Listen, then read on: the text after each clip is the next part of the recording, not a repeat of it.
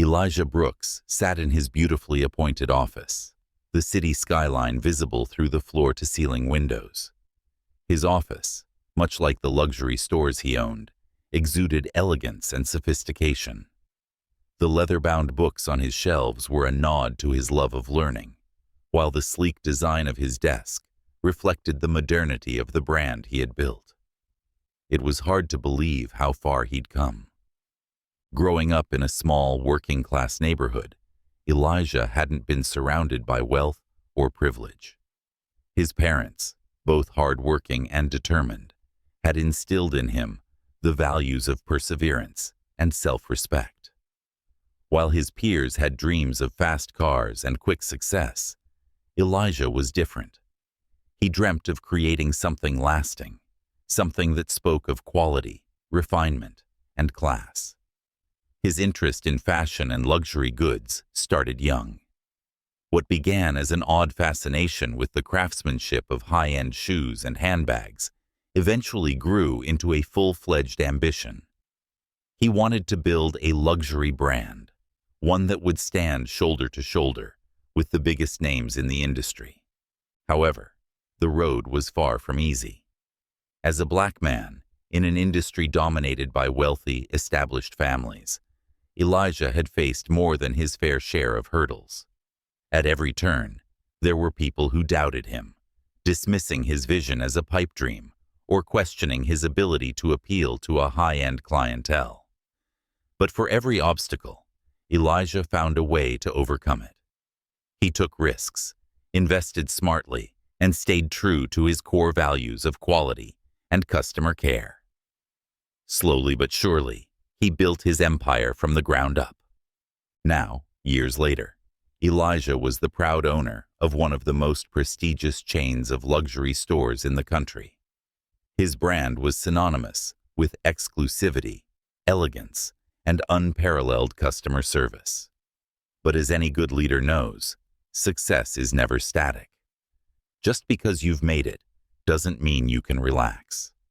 For Elijah, staying at the top required constant vigilance and attention to detail. This mindset was precisely why the rumors he had recently heard disturbed him so much. For weeks, murmurs had been circulating about one of his flagship stores in Soho. Elijah prided himself on running a tight ship, with all of his managers handpicked for their leadership skills and ability to uphold the brand's values. But troubling reports had started to filter in about Daniel Porter, the manager of that particular store. Daniel had been with the company for years, starting as a sales associate and working his way up the ranks. On paper, he seemed like the ideal candidate to run such a prestigious location. Yet, Elijah had heard whispers of dissatisfaction among the staff, of a toxic work environment, and, most disturbingly, of discriminatory practices toward customers who didn't fit the profile of what Daniel considered their target clientele. Initially, Elijah had brushed off these rumors as mere misunderstandings. After all, running a luxury brand meant dealing with demanding clients and high expectations. Perhaps Daniel was simply trying to maintain the store's exclusive image. But the complaints persisted, and when Elijah heard that some of the more marginalized employees felt uncomfortable reporting their concerns, he knew he couldn't sit by any longer. The situation required immediate attention, and as the owner, it was his responsibility to ensure that his stores reflected the values he had built his company on. Rather than relying on second-hand reports or sending someone else to investigate, Elijah decided to take matters into his own hands. If there was one thing he had learned over the years, it was that sometimes you had to get your hands dirty to understand what was really going on. He had always believed in the power of observation and personal experience, so he decided to visit the store himself. But he wouldn't be going in as Elijah Brooks, the well-known CEO of a luxury empire. He needed to see the store from the perspective of an average customer, someone who might not be immediately recognized as part of the high-net-worth clientele the store catered to. Elijah decided to go undercover. The idea felt a bit strange at first. After all, it wasn't every day that a multimillionaire businessman disguised himself to observe his employees. But the more he thought about it, the more sense it made. There was no better way to assess the situation than to experience it firsthand. He could have sent a mystery shopper or ordered a formal investigation, but that wouldn't give him the same raw, unfiltered insight. No, this had to be personal. Elijah knew that for his plan to work, he would need to blend in, to shed the trappings of wealth and success that normally followed him. Gone would be the tailored suits, the luxury watches, and the confident stride of a man who owned one of the most sought-after brands in the market. Instead, he would dress in casual clothes, the kind of outfit that wouldn't immediately catch the eye in a luxury boutique. He imagined himself walking in, just another face among the crowd. His heart raced a little at the thought. It wasn't just about observing how his staff treated him. It was about confronting the larger issue at play. If the rumors were true, if Daniel Porter was really fostering an environment of exclusion and judgment, then Elijah had a much bigger problem on his hands than a single manager's poor behavior. This could reflect a systemic issue within his company, something that went against everything he stood for. The morning of the undercover visit arrived, and Elijah found himself staring at his reflection in the mirror. Instead of the usual sharp, tailored suit, he wore a simple pair of jeans, a plain t-shirt, and sneakers. It felt strange, but that was the point. He didn't want to stand out. As he slipped on a baseball cap to complete the look, he took a deep breath. This wasn't just a visit to one of his stores. This was a test, both for his employees and for the culture he had worked so hard to build. Stepping out of his high-end car, a few blocks away from the store, Elijah took a moment to adjust to the new persona he was adopting for the day. As he walked down the street toward the store's entrance, he felt a sense of anticipation and uncertainty. He wasn't sure what he would find inside.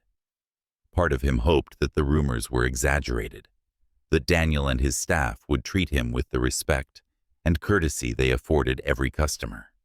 But another part of him, the part that had heard too many stories of hidden discrimination and unspoken biases, feared the worst. As he neared the store, he could see the elegant window displays showcasing the latest collection of luxury items.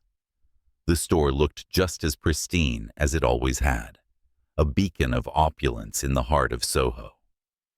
Elijah hesitated for a moment before stepping inside, wondering what awaited him on the other side of those glass doors. Would he be welcomed with open arms, or would he be treated as an outsider in the very empire he had built? Elijah stepped into the store, the familiar scent of expensive leather and designer fragrances greeting him immediately. The soft chime of the bell above the door signaled his entrance, but none of the staff looked up. Dressed in his casual attire, he appeared to be just another passerby, certainly not the owner of the luxury store they worked in. For the first time in a long while, he wasn't being met with instant smiles or polite greetings. Instead, there was a palpable indifference in the air. As Elijah moved through the store, he noticed the staff's attention was focused elsewhere. A few were clustered near the entrance, eagerly tending to a well-dressed couple examining a pair of high-end handbags. The couple, draped in designer labels and expensive jewelry, seemed to command the kind of attention Elijah knew all too well. Their wealth was on full display, and the staff was falling over themselves to make sure the couple received the best possible service. Elijah strolled past, casually picking up a wallet from one of the displays. He turned it over in his hands, admiring the craftsmanship. But still, no one approached him. He glanced around the store. It wasn't crowded. There were only a few other customers inside, Yet none of the sales associates seemed the least bit interested in helping him. Elijah, who had built his brand on customer care and the belief that everyone should be treated with dignity, felt a surge of frustration rising within him.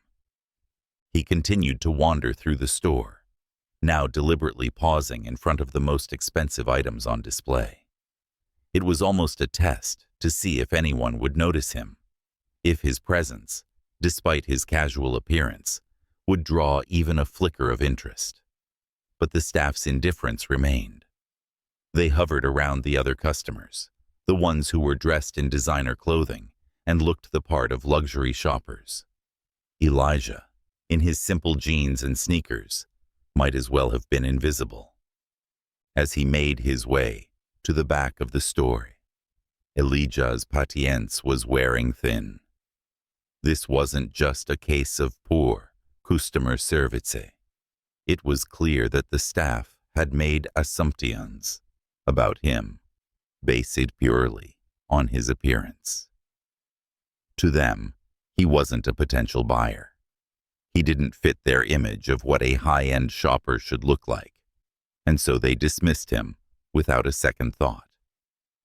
It was then that he saw Daniel Porter, the store manager, standing near one of the glass cases displaying a selection of limited edition watches. Daniel, tall and sharply dressed in a tailored suit, was talking to another staff member, his voice low but authoritative. Elijah had only seen Daniel a few times before, mostly at corporate events or during brief check-ins, but he recognized the man's face. This was the person who was supposed to be upholding the company's values in one of its most important locations. And yet, the rumors that had reached Elijah's ears were starting to feel very real. Elijah decided it was time to make his presence known. He walked over to the watch display, standing directly in front of Daniel and the other staff member. He looked at the watches, pretending to be interested in one of the pricier models, hoping that someone would finally offer assistance. A few moments passed before Daniel's eyes flickered toward him. There was no recognition, of course. Why would there be? To Daniel, Elijah was just another customer, one who didn't belong in a store like this. Daniel approached, his expression hard to read, but as he got closer, Elijah could see the subtle tightening of the man's jaw, the quick glance at Elijah's outfit, the barely concealed look of disdain. "Can I help you?" Daniel asked, his voice flat and unwelcoming. Elijah looked up, meeting Daniel's eyes. "I was just admiring this watch," he said, gesturing toward the display. Daniel raised an eyebrow, the skepticism in his voice now more apparent. "That's one of our more expensive models. Are you sure that's what you're interested in?" Elijah felt a coldness settle in his stomach. There it was, the prejudice, the assumption that a man dressed like him couldn't possibly afford something so luxurious. It wasn't blatant, but it was enough to leave no doubt in Elijah's mind about what was happening. "Why wouldn't I be?" Elijah replied, his tone calm but firm. Daniel shrugged, not even bothering to hide his condescension. "It's just that we have some less expensive options toward the front of the store. Perhaps you'd be more comfortable looking at those." Elijah stared at Daniel for a moment, weighing his next words carefully. He could feel the heat of anger rising, but he didn't want to give in to it. This was exactly what he had come to see for himself, and now that he had, it was more important than ever to maintain his composure. He needed to understand the full extent of the issue. "Why don't you show me this one instead?" Elijah asked, nodding toward the watch in the display. Daniel hesitated for a second before reluctantly unlocking the case. As he handed the watch to Elijah, his expression shifted into something close to irritation. It was clear that he didn't want to waste his time on someone he had already judged as a non-buyer. Elijah examined the watch, noting its fine details, but his focus remained on Daniel's demeanor. Before Elijah could ask any more questions, Daniel's impatience got the better of him. "Are you planning to make a purchase today, or are you just browsing?" The thinly veiled insult hung in the air, and Elijah had to fight the urge to snap back. Instead, he placed the watch back on the counter and gave Daniel a measured look. "I'll think about it." Daniel's lips twitched in something that might have been a smirk, as if he didn't believe for a second that Elijah was capable of affording the watch, or anything else in the store. "Of course," he said, his tone dripping with sarcasm. "Take your time." Without another word, Daniel turned and walked away, leaving Elijah standing there, his pulse pounding in his ears. The frustration that had been simmering since he first entered the store now boiled over into something more potent. This wasn't just poor service. It was disrespect. It was bias. It was everything Elijah had worked so hard to prevent in his company. And yet, here it was, playing out in front of him like a scene from someone else's life. Elijah took one last look around the store. The staff continued to cater to the well-dressed couple, ignoring anyone who didn't fit their mold of a valuable customer. The entire experience left a bitter taste in his mouth. He had built this brand on the promise of luxury, but also on the principle that luxury wasn't just about material wealth. It was about an experience, about making every customer feel valued, regardless of their background or appearance. As Elijah walked toward the exit, unnoticed and unappreciated, he knew that something had to change. This wasn't just a matter of correcting one manager's behavior. It was about addressing the larger culture that had allowed this kind of attitude to flourish in the first place. Tomorrow he would return, not as the casual customer he had pretended to be today, but as the CEO, the man who owned the very store that had just treated him as if he didn't belong. And when he did, there would be no mistaking who he was. The next morning, Elijah stood in front of the mirror, adjusting his cufflinks. Today was going to be different. Gone was the casual outfit he'd worn the day before, the jeans and sneakers that had rendered him invisible in his own store. In their place, he wore a meticulously tailored suit, one of the finest in his collection. The dark fabric hugged his frame perfectly, and the crisp white shirt beneath it gave him an air of undeniable authority. On his wrist, a limited edition timepiece, the kind that drew eyes and commanded respect. Everything about his appearance today screamed success, wealth, and power. The very things his employees seemed to value above all else. As he finished buttoning his jacket, Elijah couldn't help but reflect on the stark contrast between today and yesterday. He had walked into that store as an ordinary customer, and he had been treated like one. Or rather, like less than one. The disrespect, the indifference, the thinly veiled prejudice, those experiences had cut deep, not just because of how they reflected on him personally, but because of what they revealed about his company. If that was how his staff treated him when they didn't know who he was, how many other customers had experienced the same thing? How many had been turned away, dismissed, or made to feel unwelcome simply because they didn't fit some preconceived notion of what a luxury shopper should look like? Elijah had spent years building this brand from the ground up, and the thought that its reputation could be tarnished by discriminatory behavior was deeply troubling. Today was not just about confronting Daniel Porter and the staff.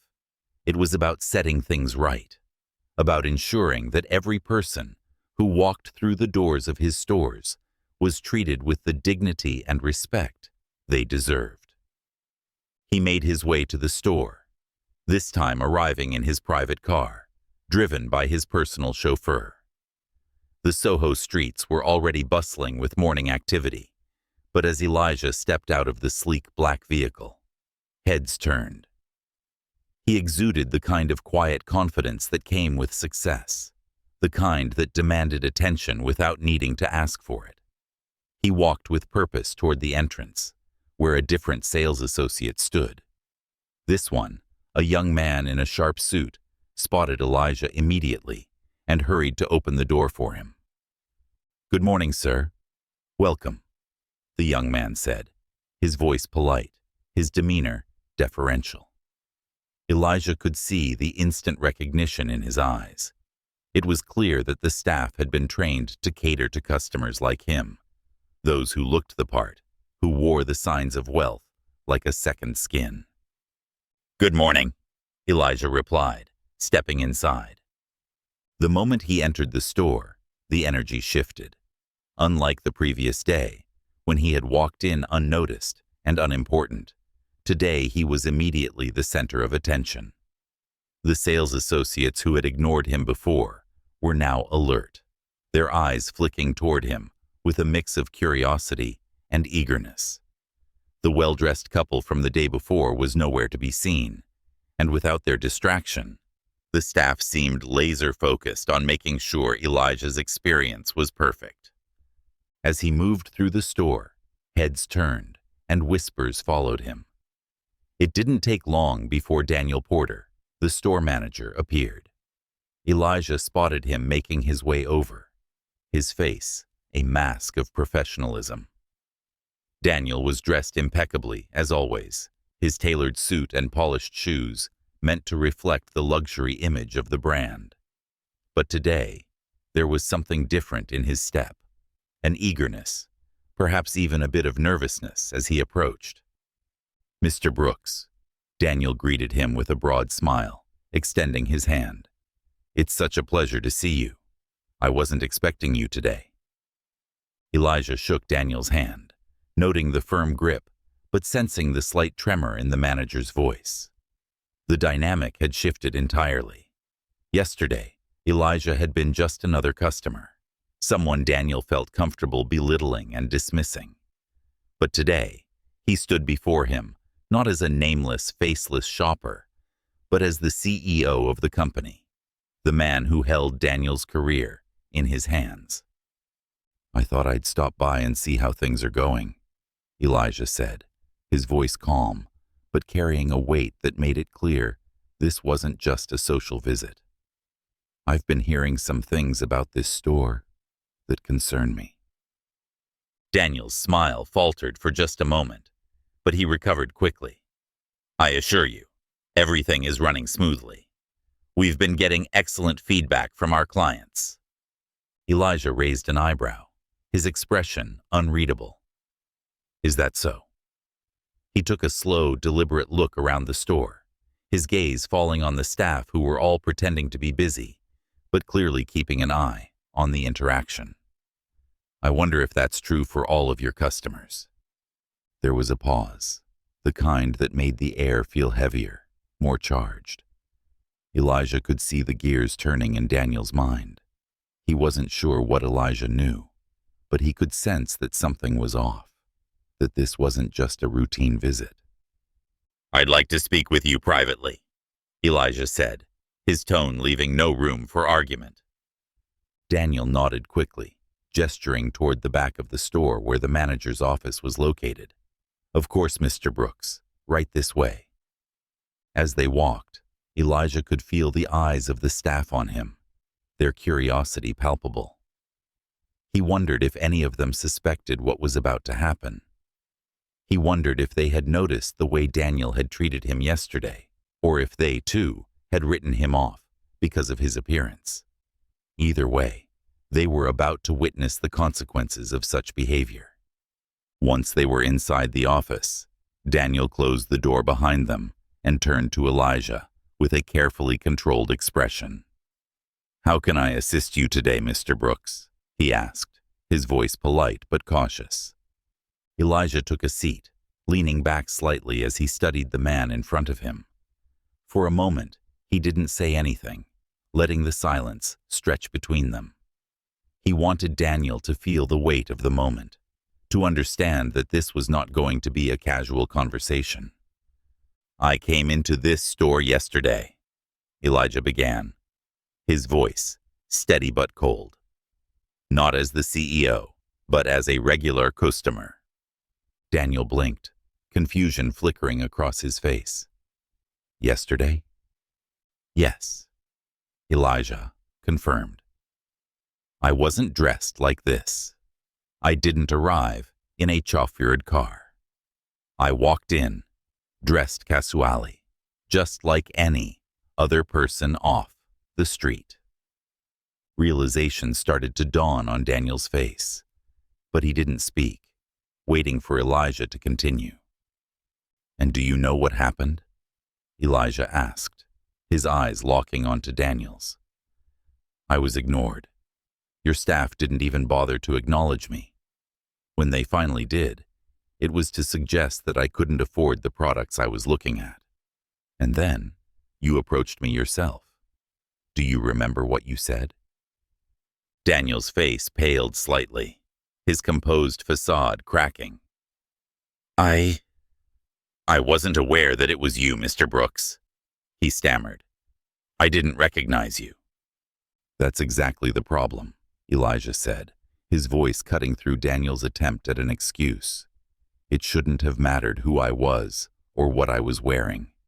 Every customer who walks into this store should be treated with the same level of respect and courtesy. But instead, I was judged based on my appearance and dismissed as someone who wasn't worth your time. Daniel swallowed hard, the gravity of the situation sinking in. I apologize, Mr. Brooks. I didn't mean to. Save the apology, Elijah interrupted, his voice firm but calm. This isn't just about me. This is about how you and your staff treat people who don't fit your narrow definition of what a luxury customer looks like. Do you have any idea how damaging that is to our brand? How many potential clients you might have turned away because you didn't think they belonged here? Daniel's shoulders slumped slightly, the weight of Elijah's words pressing down on him. I understand, he said quietly. I can assure you, it won't happen again. Elijah leaned forward, his eyes piercing. It can't happen again, Daniel. Not in this store, not in any of my stores. This brand was built on the idea that luxury is not just about wealth. It's about the experience, about making every person who walks through our doors feel valued. If you can't uphold that, then you don't belong here. For a moment, Daniel looked as though he might say something in his defense, but the words never came. He knew there was no excuse that would satisfy Elijah. He had been caught, and there was no denying the truth of what had happened. I'm not going to fire you today, Elijah said, after a long pause. But make no mistake, this is your last chance. From now on, you will personally greet every customer who walks through that door. You will treat them with the respect and attention they deserve, no matter how they're dressed or what you think they can afford. If I hear of anything like this happening again, you're done. Daniel nodded quickly, his face flushed with a mixture of embarrassment and relief. I understand, Mr. Brooks. I'll do better. I promise. Elijah stood, signaling the end of the conversation. I hope so, because if you don't, you'll be out of a job, and it won't be easy to find another one in this industry. Without another word, Elijah walked out of the office, leaving Daniel to reflect on what had just happened. The staff outside straightened up as he passed, their eyes wide with curiosity, but none of them dared to speak. Elijah could feel the tension in the air, the uncertainty that now hung over the store. He hoped that it would lead to real change, that Daniel and his staff would take this as an opportunity to learn and grow. As Elijah stepped back out onto the busy streets of Soho, he felt a sense of satisfaction. This was only the beginning, but it was an important step in ensuring that his company lived up to the values he had always believed in. The fight for respect and equality wasn't over, but today he had made it clear that there would be no room for prejudice in his stores. Elijah left the manager's office with the weight of the confrontation still lingering in the air. As he stepped back into the store's main floor, he could feel the eyes of every staff member discreetly watching him. They pretended to busy themselves with tidying up displays or assisting customers, but their movements were stiff with tension. It wasn't difficult to sense that everyone had noticed something significant had just happened behind closed doors. Elijah didn't pause to engage with any of them. Instead, he walked slowly through the store, allowing himself to absorb the atmosphere with a renewed sense of purpose. As he passed by the glass cases and polished marble counters, Elijah thought about the deeper meaning behind what had just transpired. It wasn't just about the treatment he had personally experienced the previous day. This was a reflection of something much larger. The incident with Daniel was symptomatic of a wider problem, not just within his company, but in the luxury retail industry as a whole. There were unspoken rules about who belonged in spaces like this, and those rules were often shaped by outdated and exclusionary ideas of wealth, race, and status. Elijah had long fought against these ideas, both in his personal life and in his business, but it was clear that the battle was far from over. As he approached the front of the store, Elijah glanced toward the entrance, where a new customer was walking in, a middle-aged black woman dressed in business casual attire.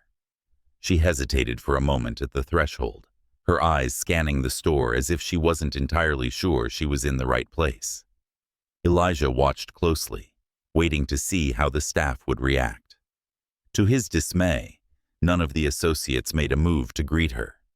They glanced her way, yes, but the same eagerness that had been on display when wealthier-looking customers entered was absent. The woman took a few tentative steps inside, but it was clear from her body language that she felt the unspoken judgment in the air. Elijah's frustration deepened. He had just confronted the store's manager about this very issue, and yet the underlying problem persisted. This wasn't just a matter of correcting one person's behavior. It was about changing the entire culture of the store. Elijah felt a renewed sense of urgency as he watched the woman look around, clearly feeling out of place. This was exactly the kind of experience he had been trying to prevent when he founded his company. His vision was to create a brand where everyone, regardless of background or appearance, could feel valued. He took a deep breath and stepped toward the woman, offering her a warm smile. "Good morning," he said, his voice calm and reassuring. "Welcome to the store. Is there anything in particular you're looking for today?" The woman seemed startled at first, clearly not expecting to be addressed so directly. She blinked up at Elijah, taking in his immaculate suit and confident presence, and for a moment she hesitated, as if unsure whether she could trust the kindness in his tone. But something in his demeanor must have reassured her, because she smiled back, though it was a hesitant smile. "I'm just browsing," she said softly, her eyes flicking around the store. I wasn't sure if this was the right place for me." Elijah felt a sharp pang at her words, knowing exactly what she meant, without her needing to elaborate. He had spent his entire life navigating spaces where he wasn't always welcome, and he could see the same uncertainty in her eyes that he had felt so many times before. "This is the right place for you," he said firmly, his voice gentle but resolute. "Take your time. If you need anything, feel free to ask. We're here to help." The woman's smile grew a little wider, the tension in her shoulders easing ever so slightly. Elijah nodded to her before stepping back, allowing her the space to browse without feeling pressured. He made a mental note to follow up on how the rest of her experience unfolded, knowing that this moment was a small but important test of whether or not his staff could rise to the occasion. As Elijah returned to the main part of the store, he noticed that Daniel had re-emerged from the office. The manager was visibly shaken, though he tried to maintain his professional facade. His eyes darted around the store, clearly anxious about how he should proceed in light of their conversation. Elijah approached him, but this time there was no confrontation in his expression, only a quiet resolve. "Daniel," Elijah said, his voice measured, "I want you to understand something. What happened yesterday and what has been happening here, it's not just about you. This is about a culture that has taken root in this store, and it's going to take more than one apology to fix it." Daniel nodded quickly, his expression earnest. "I understand, Mr. Brooks. I'll do everything I can to make it right." "I hope so," Elijah replied, but there was no harshness in his tone. "Because this isn't just about fixing one problem. It's about setting a new standard. I've built this company on values that go beyond luxury. Respect, dignity, and inclusivity are non-negotiable. If those values aren't reflected in every aspect of this store, then we're failing our customers and ourselves." Daniel looked down, clearly absorbing the gravity of what Elijah was saying. Elijah could sense that the manager was wrestling with his own guilt and embarrassment, but he hoped that underneath it all, Daniel also saw an opportunity, a chance to grow, to change, and to lead his team in a new direction. "You have a chance here," Elijah continued, his tone softening slightly. "A chance to prove that you can lead with those values in mind. I'm not interested in perfection, Daniel. I'm interested in progress. And that starts with how you treat every person who walks through that door, no matter what they look like or where they come from." Daniel nodded again, this time with more conviction. "I won't let you down, Mr. Brooks. I'll make sure the team understands what needs to change. We'll do better." Elijah offered him a brief but firm nod. "I'll be checking in. And remember, this isn't just about policy changes. This is about setting the tone every day. It starts with you." With that, Elijah walked away, leaving Daniel to reflect on their conversation. As he made his way through the store once more, Elijah observed the staff more closely. He could see subtle shifts in their behavior now.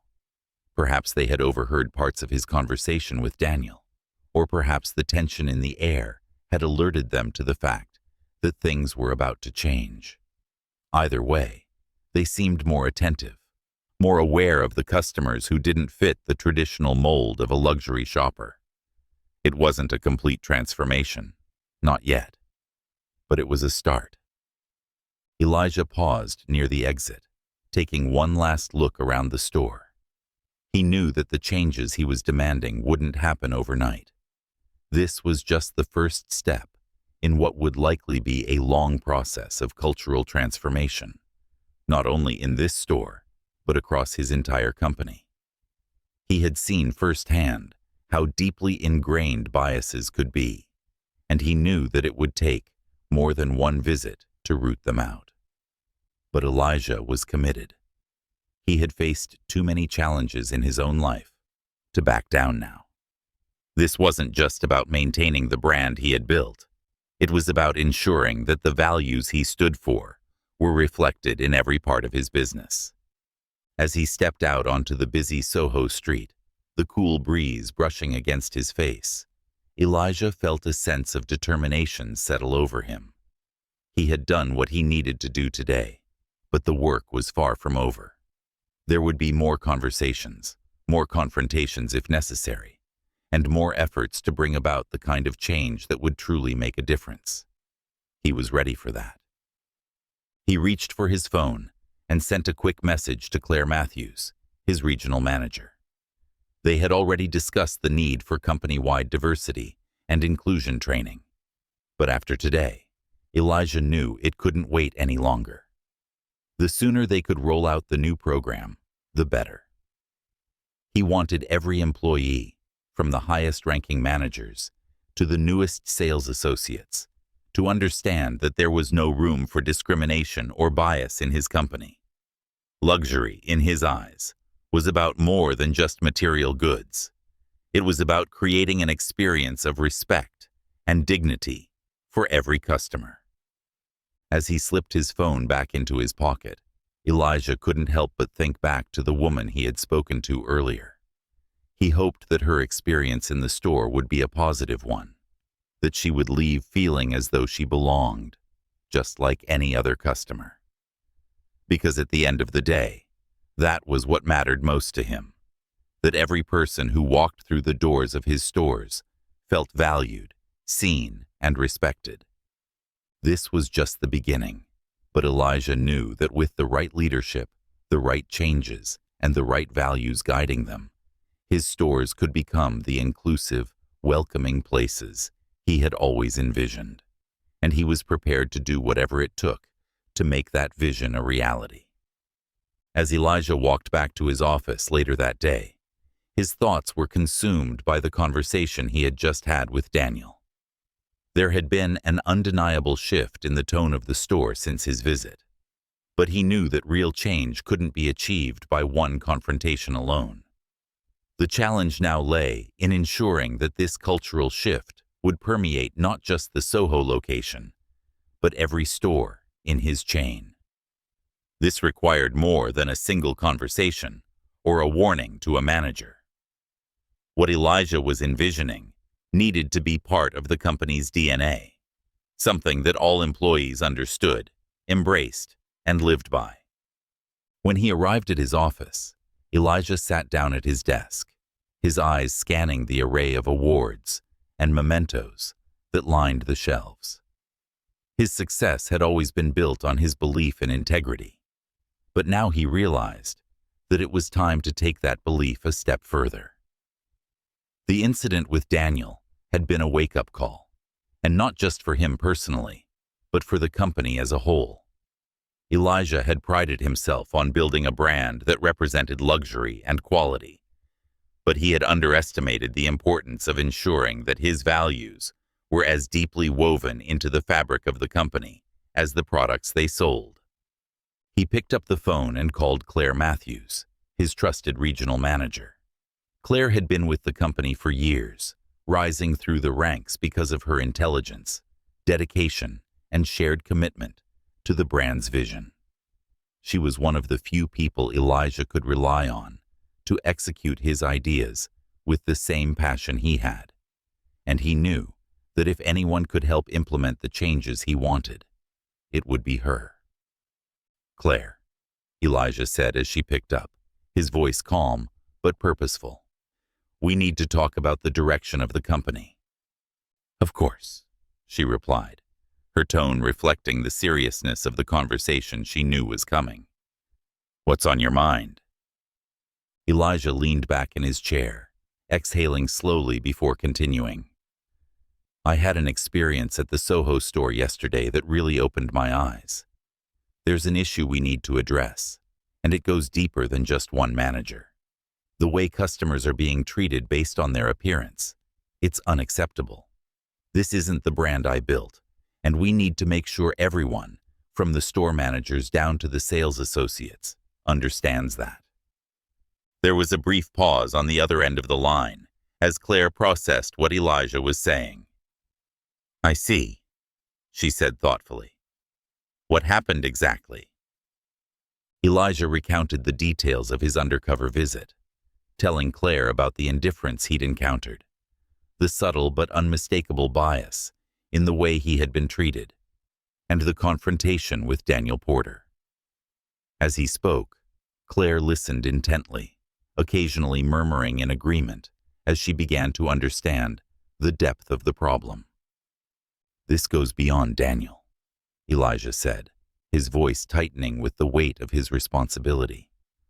"I think this mindset has crept into our stores without us even realizing it. The idea that only a certain type of person is worthy of good service. That's not what we're about. But it's clear that we need to do more to ensure that every customer, no matter what they look like, is treated with the same respect and care. Claire was quiet for a moment. Then she spoke with a tone of determination. You're absolutely right. This kind of behavior can't be tolerated. We need to take immediate action to make sure everyone understands the values this company was built on. Exactly, Elijah agreed. We've talked about implementing diversity and inclusion training before, but after what I experienced, I don't think we can wait any longer. It's not just about educating people on what's right. It's about changing the culture so that everyone knows how important this is. We need to make sure that our staff not only understands these values, but embodies them in everything they do. Claire's voice was firm. I'll get started right away. We'll need to bring in experts who can help us design a program that addresses the specific issues we're facing. This can't just be a generic training module. It has to reflect the unique challenges we're seeing in our stores and the broader industry. Elijah nodded, even though she couldn't see him. That's exactly what I was thinking. We need something that's tailored to our brand, something that speaks to the heart of what we stand for. And it can't be a one-off training session either.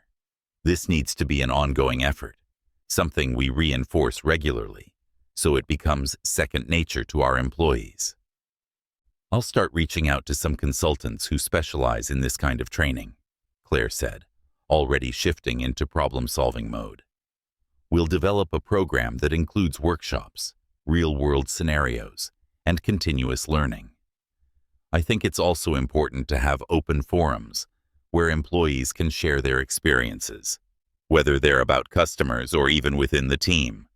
If there are people who feel marginalized or overlooked, we need to hear their voices.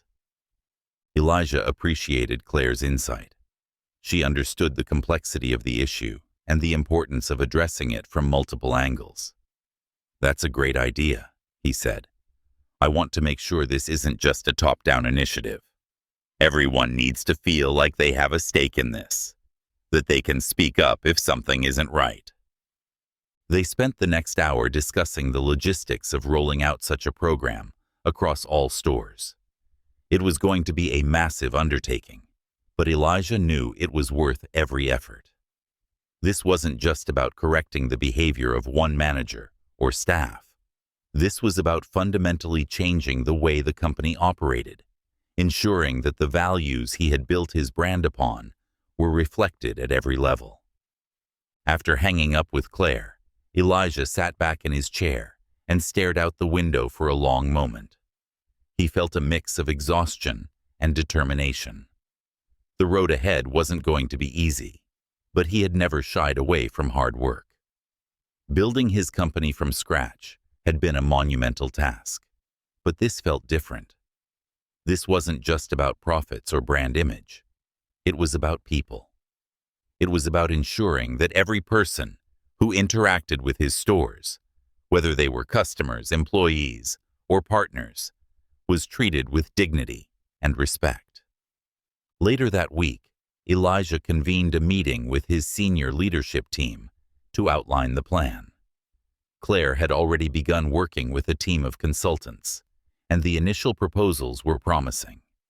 The new training program would focus on teaching respect, empathy, and inclusion. But it would also address the deeper, often unconscious biases that could affect how employees interacted with customers and each other. Elijah emphasized that this was not just a response to one incident, but a long-term commitment to changing the company's culture. We're not just talking about avoiding discrimination, Elijah told his team during the meeting. We're talking about creating an environment where everyone feels like they belong, where everyone feels valued. That's the only way we're going to build lasting relationships with our customers. And that's the only way we're going to live up to the values this company was founded on. The leadership team responded positively, though Elijah could sense that some of them were still grappling with the scope of the changes he was proposing. For years, The company had operated under the assumption that good service and luxury were inherently linked. What they were about to embark on required a fundamental rethinking of that model, an understanding that luxury wasn't just about expensive products or pristine storefronts. It was about how people felt when they walked through those doors. Over the next few months, the training program rolled out across all stores. It began with workshops that allowed employees to explore their own biases and assumptions in a safe, supportive environment. There were sessions on active listening, empathy building, and understanding cultural differences, all designed to help staff see beyond the surface and recognize the humanity in every customer. Elijah made a point of attending several of the sessions himself, sitting alongside employees as they discussed difficult but necessary topics. In addition to the formal training, the company implemented a new system of accountability. Managers were required to check in regularly with their teams, encouraging open conversations about any issues that arose. Anonymous feedback forms were made available to both employees and customers, ensuring that everyone had a voice and that any problems could be addressed swiftly. Elijah wanted to create a culture where feedback was seen as a tool for growth, not as something to be feared. As the weeks went by, Elijah began to notice subtle but significant changes in the way his stores operated. Staff who had once been hesitant to approach customers who didn't look the part were now more engaged, offering help with genuine warmth and respect. Employees who had previously felt marginalized or overlooked began sharing their experiences, and in doing so, they helped shape the future of the company. Elijah knew there was still work to be done, but he could already see the impact of the changes. His company was becoming the kind of place he had always envisioned, a place where luxury was more than just a product, where it was an experience that honored every person who walked through the door. It was a journey, and it would take time. But Elijah was more committed than ever to ensuring that his stores lived up to the values he held so dearly. As the new training program began to take root across the company, Elijah noticed a subtle but profound shift happening within his stores. It wasn't something that could be immediately measured in sales figures or customer reviews, at least not yet. But it was there, in the way the staff began to interact with one another and with their customers. The changes were small at first.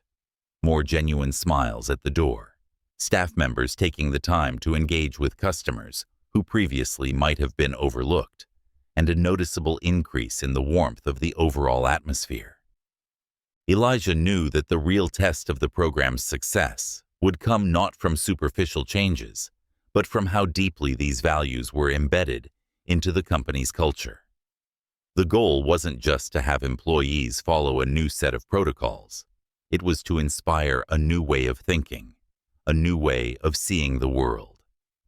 Elijah wanted his staff to understand that luxury was more than just the high-end goods they sold. It was the experience they provided, the way they made people feel.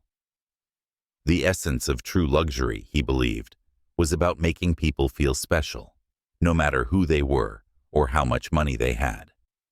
He scheduled regular meetings with Claire and the other senior leaders to review the progress of the training.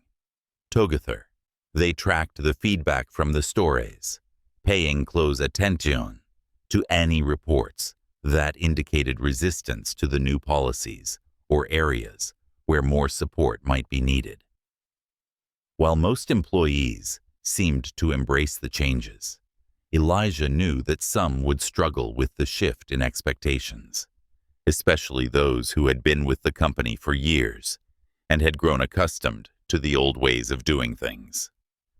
At one of these meetings, Claire brought up an idea that Elijah hadn't considered before. "I think we should start sharing some of the success stories with the wider team," she said. I've been hearing from a few managers who are seeing really positive changes in how their staff are engaging with customers. It could be a powerful motivator for everyone else to see that this is working. Eleanor thoughtfully. Tack så gratia if publican sitter I paket mycket korrekt spår silhetsskräck ombord. Claire smiled. Exactly. And I think it would help reinforce the idea that this isn't just about following orders. It's about something bigger. It's about building a company where people are proud to work, where they know they're making a difference. Over the next few weeks, Elijah and Claire worked with the communications team to gather testimonials from employees and customers who had experienced positive changes as a result of the new training. Some of the stories were truly inspiring. Customers who had felt invisible in the past now spoke of how welcomed and valued they felt in the stores. Employees who had previously struggled with feelings of isolation or marginalization were now speaking up in team meetings, contributing ideas, and feeling more connected to their colleagues. One story in particular stood out to Elijah. It was from a sales associate at one of the Los Angeles locations, a young woman named Jade, who had been with the company for less than a year. Jade had written about how, before the training, she had often felt overlooked by her colleagues because she didn't fit the stereotypical image of someone who worked in luxury retail. As a woman of color and the daughter of immigrants, Jade had faced subtle but persistent biases, not only from customers, but from some of her co-workers as well. But after the diversity and inclusion training, things had started to change. Jade described how her team had begun to open up more in meetings, discussing their experiences and learning from one another. She felt like she was finally being heard, and her confidence had grown as a result.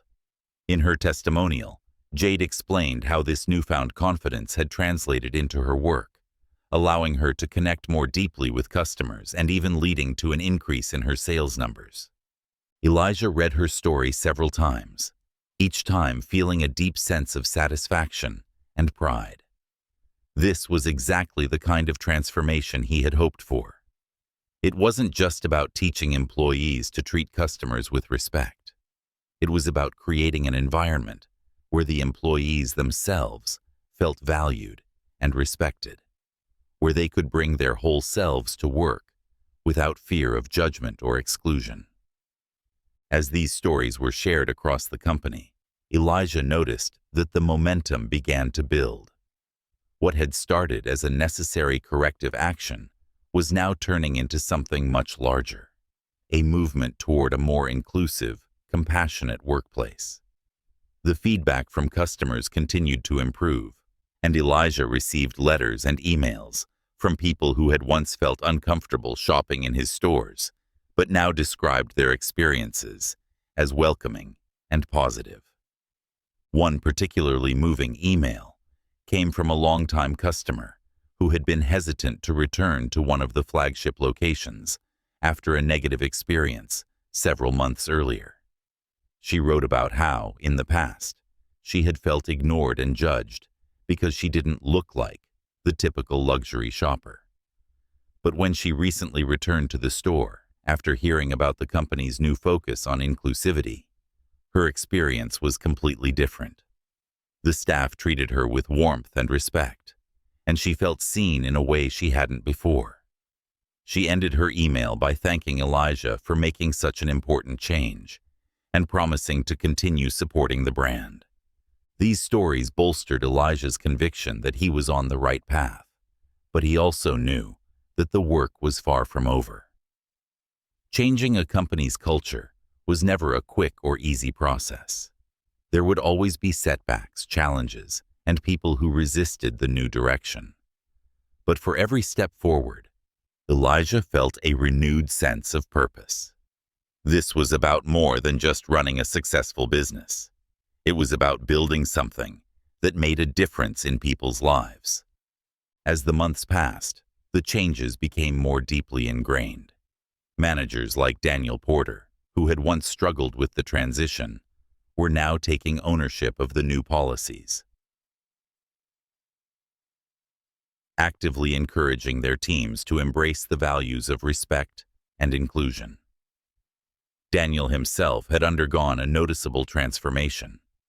Elijah kept a close eye on the Soho store, and during one of his surprise visits, he saw firsthand how Daniel was now leading by example, personally greeting customers with genuine interest and making sure his staff followed suit.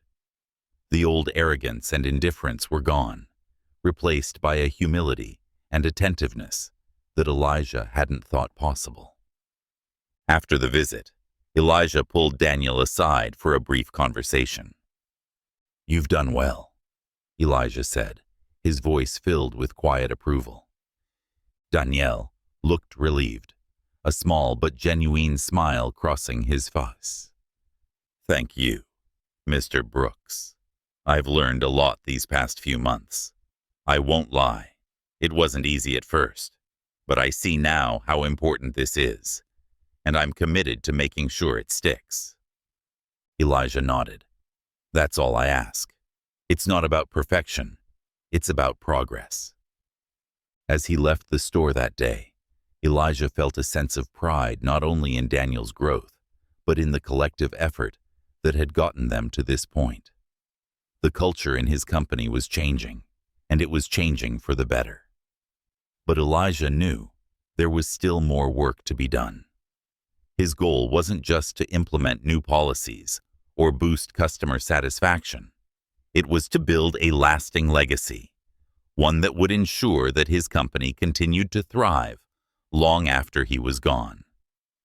The training program was only the beginning.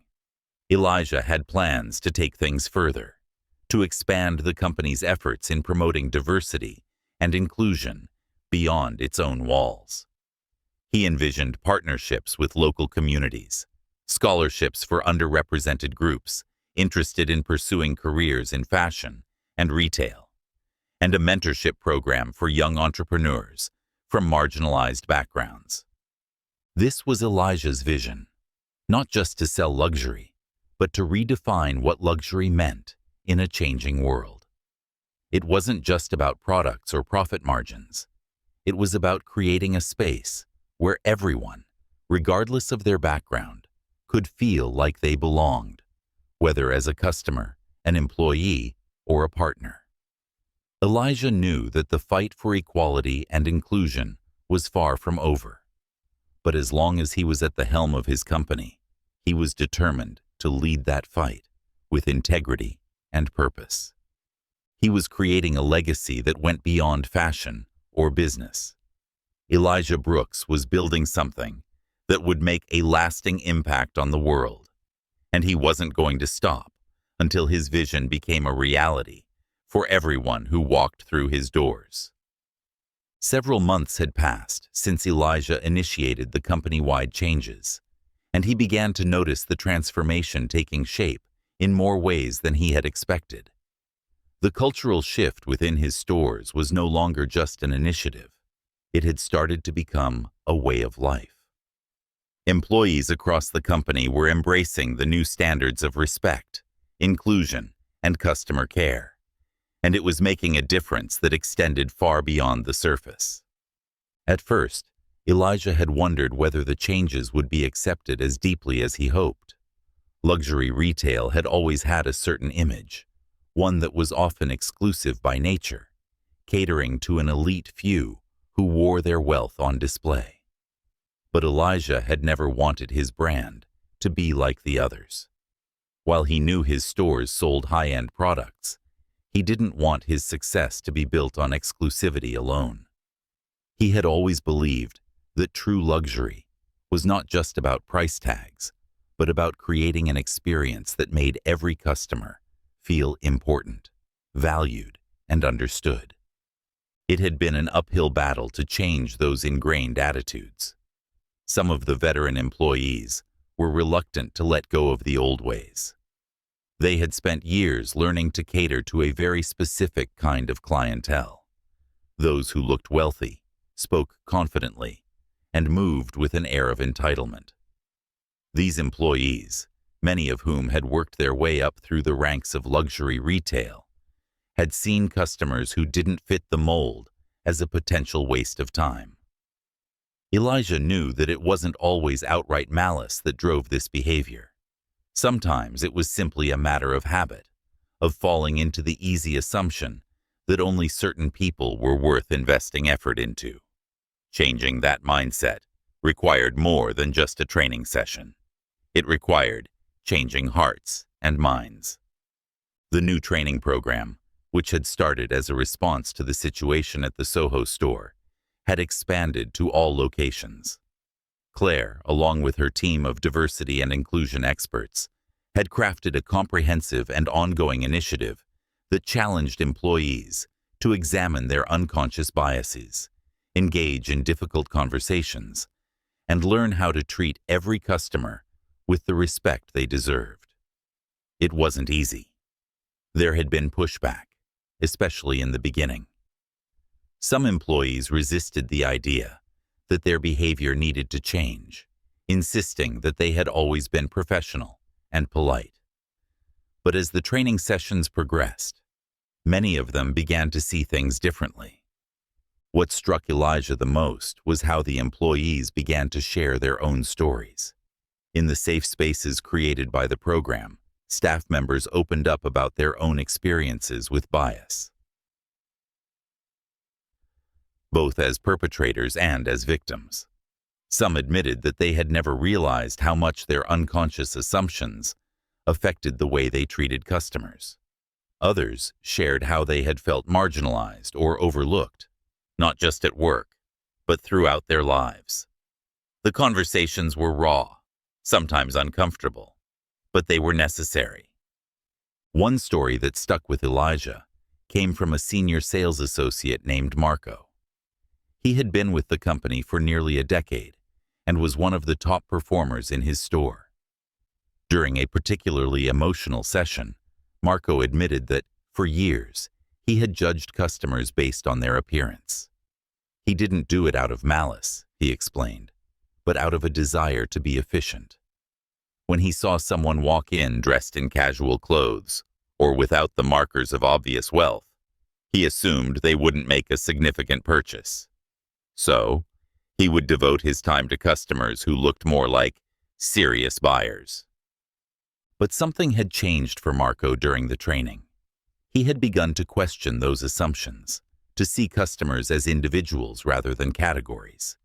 He shared a story about a customer who had come into the store a few weeks after the training began, a young woman in jeans and a t-shirt who looked like she was just browsing.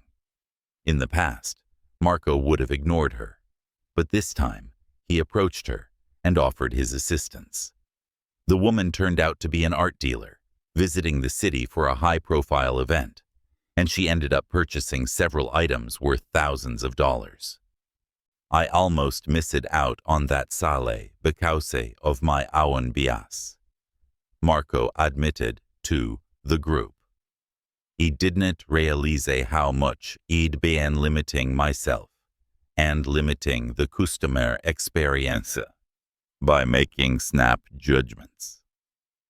Now, I'm trying to approach every person who walks through the door with the same level of attention and care, and I'm realizing how much more rewarding it is for both me and the customers." Marco's story was just one of many that demonstrated the impact the new training was having. Elijah found these moments to be among the most encouraging aspects of the entire initiative. The fact that employees were beginning to reflect on their own behavior and make changes accordingly was a sign that real transformation was taking place. It wasn't just about following new policies. It was about changing the way they saw the world and their role in it. The customer experience had also begun to improve dramatically. Elijah received letters and emails from people who had previously felt unwelcome in his stores, now thanking him for the changes they were noticing. Some of the customers who had been turned away or ignored in the past were returning, not because they had heard about the changes directly, but because they could feel them. The atmosphere in the stores had shifted. There was more warmth, more genuine engagement, and more attention to detail in how customers were treated. One customer, an older man who had shopped at one of Elijah's stores for years, wrote to express his appreciation for the recent changes. He explained how, for a long time, he had felt invisible whenever he came in dressed casually. But now, the staff welcomed him with the same enthusiasm as they did the younger, wealthier-looking clientele. "It's not just the products that keep me coming back," he wrote. "It's how your staff makes me feel, like I belong, no matter what I'm wearing or how much I spend." The shift wasn't just limited to customers. Elijah's employees, particularly those from marginalized backgrounds, were beginning to feel more empowered as well. Some had even started sharing their personal stories in company-wide communications, talking about how the new policies had made them feel more included and respected in the workplace. One such story came from a store manager named Samantha. She had been with the company for several years and had always been a high performer. However, as a Black woman, she had often felt that her achievements were overshadowed by the biases that still existed in the industry. She shared a powerful message with the company about how the new focus on inclusion had given her the confidence to lead her team more authentically, without feeling the need to conform to outdated stereotypes. "This training has allowed me to be seen for who I really am," Samantha wrote. "I no longer feel like I have to fit into a box to succeed here. And that has made me not only a better manager, but a better mentor to my team. I see the changes happening, and I'm proud to be part of a company that's committed to doing better." Elijah knew that the impact of these changes wasn't just about boosting morale or increasing sales. It was about creating a space where everyone, from employees to customers, could feel valued for who they were, not for how much money they had or how they looked. He had built this company with a vision of luxury, but that vision had always been about more than just material wealth. It was about creating a brand that stood for something deeper, something that would resonate with people on a human level. As the cultural shift continued to take hold, Elijah started thinking about how he could take these changes even further. The success of the training program had given him confidence that his company was capable of leading the industry in a new direction. He envisioned partnering with other businesses, working together to promote inclusion and respect across the retail landscape. Elijah also wanted to use his platform to highlight emerging designers from underrepresented backgrounds, offering them opportunities to showcase their work in his stores. Elijah was determined to build a legacy that went beyond profit margins and luxury goods. He wanted his company to stand as an example of what was possible when leadership was driven by purpose and principles. He knew that the journey toward inclusion and equality would never truly be finished. There would always be more to learn, more to do. But he was committed to leading that journey as long as he could. The cultural shift in his company was real, and it was just the beginning. Elijah had planted the seeds of change, and now he was watching them grow, confident that his vision for a more inclusive, compassionate, and respectful brand was becoming a reality. And for him, that was the true definition of success. Weeks later, Elijah decided it was time for another visit to the Soho store. This time, his approach would be much like before. No formal announcement, no entourage, just a casual stroll into the place that had become the focal point of his company's transformation. But this visit held a different purpose. He wasn't coming to confront or test anyone. He wanted to see, firsthand, if the changes that had been so meticulously put in place were truly taking root in the way he hoped they were. On the morning of his visit, Elijah dressed simply, much like he had on that first undercover trip. He wore a plain button-up shirt, some worn jeans, and a pair of sneakers. He looked, once again, like any regular person walking through the streets of Soho. Nothing about his appearance screamed that he was the owner of a multi-million-dollar luxury chain.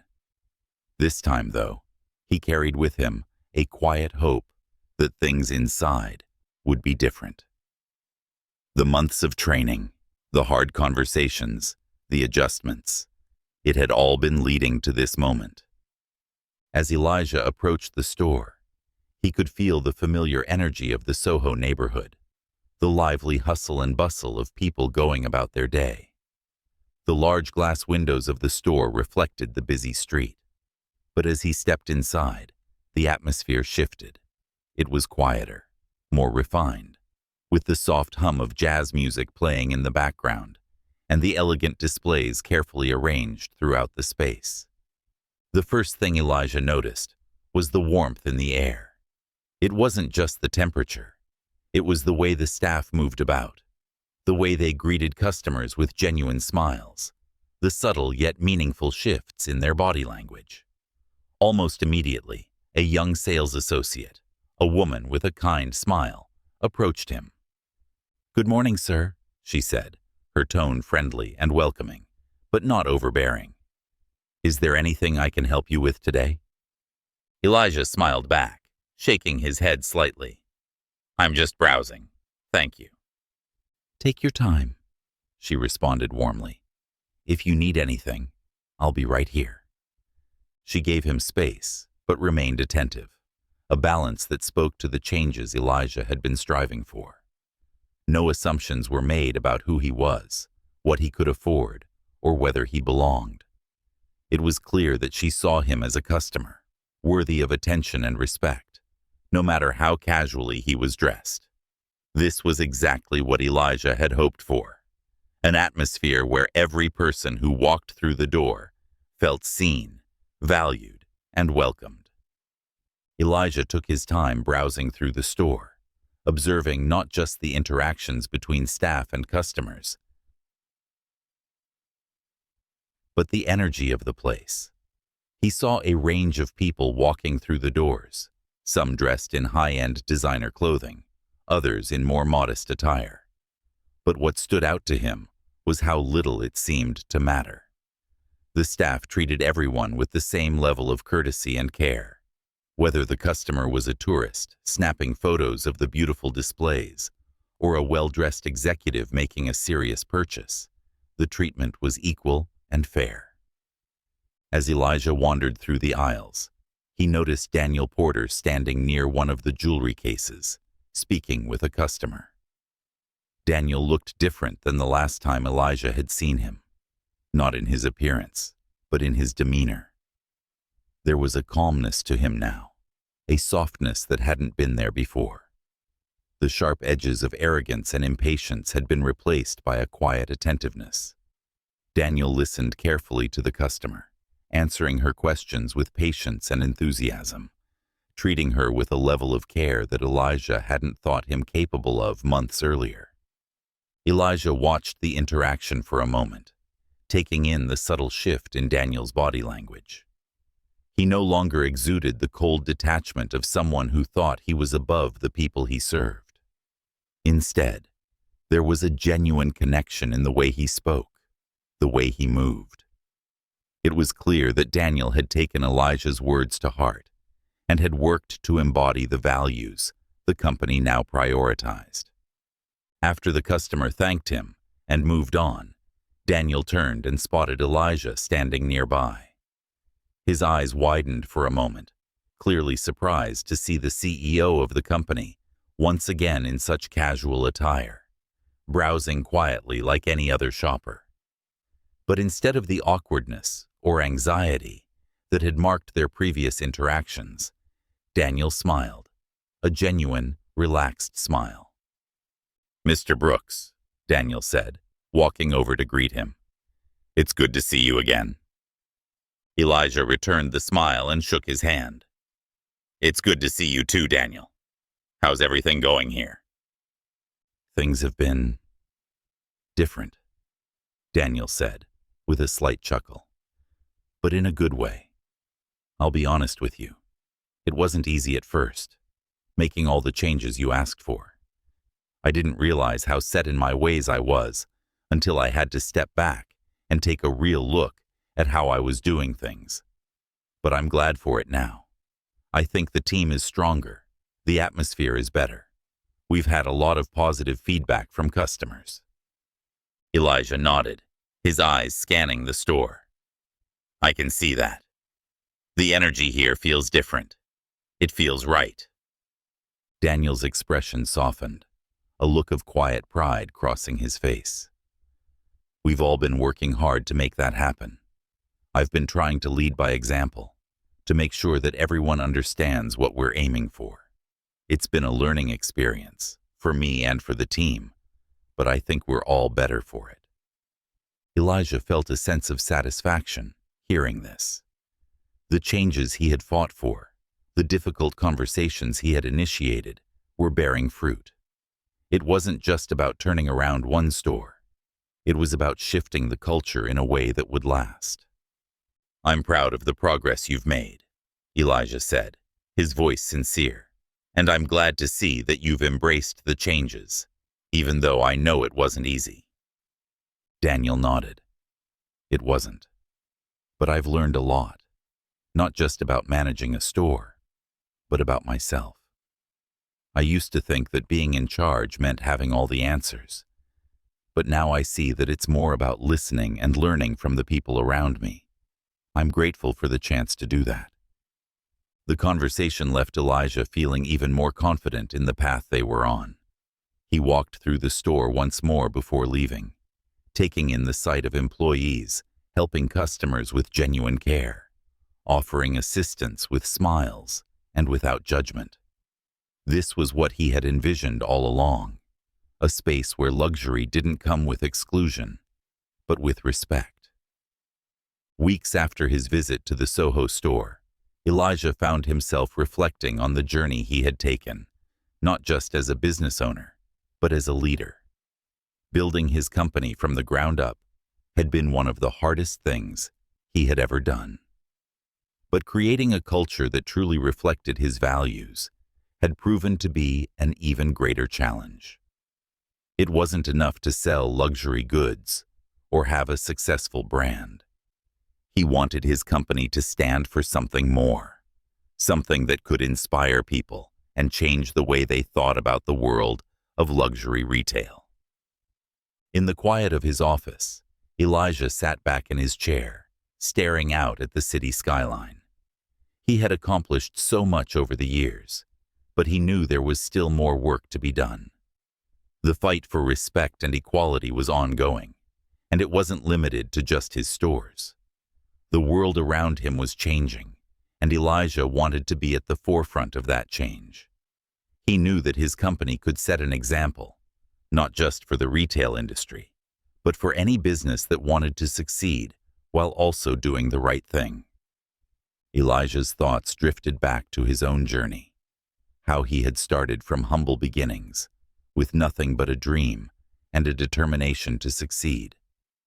He thought about the barriers he had faced, the people who had doubted him because of the color of his skin, and the moments when he had questioned whether he could ever break through the glass ceiling that seemed to hang above him. But he had persevered, driven by the belief that success wasn't just about wealth or status, but about integrity and purpose. Looking ahead, Elijah knew that his work as a leader wasn't finished. He wanted to continue building a company that not only thrived, but made a difference in the lives of its employees, its customers, and the community at large. He envisioned new initiatives that would support underrepresented groups in the fashion industry, offering mentorships, scholarships, and partnerships to help elevate voices that had long been ignored. He wanted his stores to become places where creativity and innovation thrived, where people from all walks of life could come together and feel valued. Elijah understood that the changes he had made within his company were just the beginning of a much larger movement. He knew that true success wasn't measured by profits or awards, but by the impact you had on the world around you. and as long as he was at the helm of his company, he would continue to push for progress, for inclusion, for a future where every person could walk into one of his stores and feel, without a doubt, that they belonged. As he sat in the quiet of his office, Elijah smiled to himself. He had come a long way, but there was still so much further to go. And he was ready to lead by example, ready to continue the fight for equality, and ready to ensure that the legacy he left behind wasn't just one of luxury, but one of lasting, meaningful change.